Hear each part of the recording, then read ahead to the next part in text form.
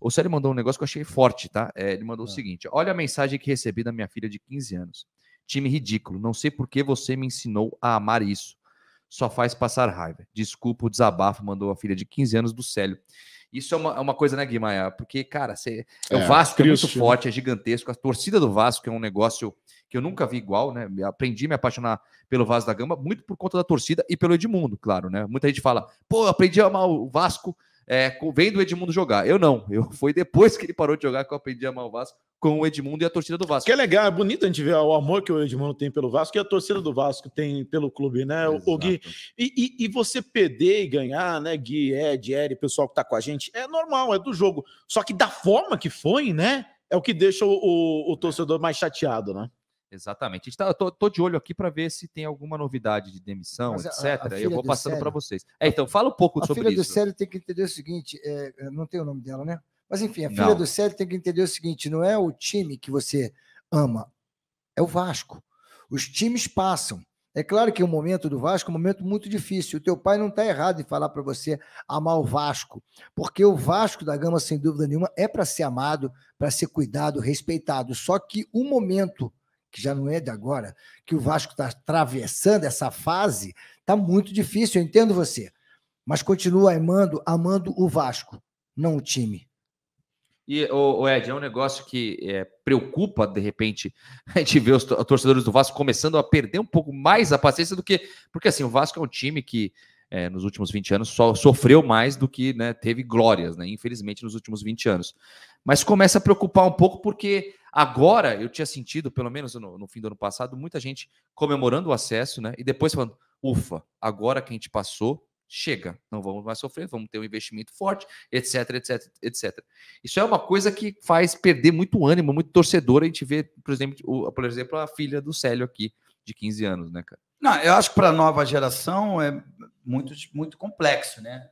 O menino está formando o seu caráter ali, aí chega na escola, está todo mundo comemorando, tem alguns comemorando e outros tristes. Aí ele quer comemorar também, então, para novas gerações. Mas para quem já é Vasco de verdade, não muda nada. O que muda é fazer papel de trouxa. E é o que a gente está fazendo. Esses caras prometeram milhões de coisas que não estão cumprindo. Essa é a mais pura realidade. Mas isso é culpa do torcedor? Não, isso não é culpa do torcedor. Os jogadores também não têm culpa, não. Esses jogadores... alguém procurou ou o empresário ou o clube e os contratou, entendeu? O Maurício Barbieri também não tem culpa, não. Alguém ligou para ele e falou, pô, nós estamos com um projeto aqui, você que trabalhou 3 anos lá na SAF do Red Bull Bragantino, você não quer vir aqui trabalhar com a gente? O projeto é esse. Dizem que é um cara... muito do bem, um cara de gente boa, trabalhador, honesto. Só que, profissionalmente, ele ainda não atingiu um patamar, na minha modesta opinião, digno de treinar o Vasco da Gama. Ou não deram para ele, talvez se dessem para ele Arthur, Claudinho, né, ele pudesse fazer, falando de jogadores desse nível, porque os jogadores que o Vasco tem não são desse nível. Né? Ele pudesse fazer um trabalho melhor. Mas, cara, eu juro que eu acreditei que a melhor solução para o Vasco seria essa SAF da 777. A maioria, né? A maioria das pessoas. Então, e por quê? Porque eles prometeram pagar as dívidas, né, e fazer um investimento gigantesco na formação de um time.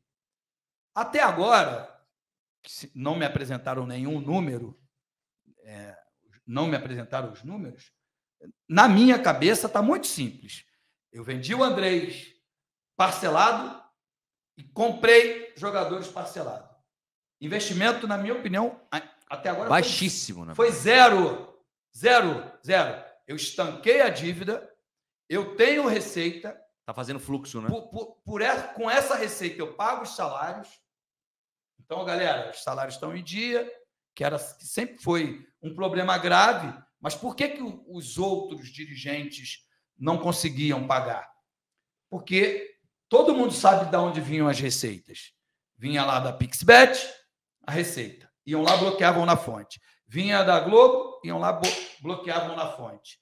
Vinha da Capa, iam lá, bloqueavam na fonte. Quando chegava no dia 5, né, que os clubes pagam dia 5, outros dia 10, enfim, chegava no dia do pagamento, essas receitas estavam bloqueadas. E aí o clube não conseguia pagar. Tinha que buscar acordos e não sei o quê. Com a entrada da SAF, essa dívida ficou parada. Os clubes, né, as SAFs, eles pagam um percentual, acho que 15% da sua receita anual para pagar as dívidas. Então, não tem mais as penhoras. Por isso que não existe mais os atrasos de salário. Então, não tem milagre, não. Entendeu? Até agora... Só congelou as dívidas. Até agora, Luiz Melo, Paulo Brax, essa galera aí, Josh e companhia, fizeram nenhum milagre, não. É só uma lei sancionada pelo Bolsonaro que facilitou a entrada dessas SAFs. Se os clubes, se os presidentes de clubes também têm esse benefício de congelar, né, a dívida. De congelar a dívida, estariam também pagando as dívidas. Aí cria-se teto, né? Só que o teto mexe com a paixão. Quando você cria teto, você não traz bons jogadores. Se você não traz jogadores de 30 anos, porque você não pode revender depois, você também não traz jogadores de qualidade. Né? Quando um Gabriel Peck, um Figueiredo sobe, ele precisa de bons jogos, de conquista, de títulos, para eles virarem ídolos. Né? Quando você traz um jogador que já está consagrado, naturalmente ele vai custar mais caro. Então, cara, eles venderam uma coisa e entregaram outra. Essa é a mais pura realidade. E estamos até que prove ao contrário, né, Edmundo? Não provam. Até agora estamos nós aqui sofrendo. E aí, qual o nome da pessoa aí, do rapaz que... Do Célio. Do Célio, que recebeu a mensagem do filho, da filha, ele está coberto de razão. E aí, eu conheço gente que faz, sabe o quê? Engana os filhos. Sabe como? Mostrando jogos antigos, mostrando jogos em que o Vasco ganha, mostrando jogos em que o Vasco é campeão. Cara, é uma brincadeira. Sabe? Enfim. É difícil. Quando alguém contrata um cara que torce para o maior rival para ser o seu CEO, já tem alguma coisa que não...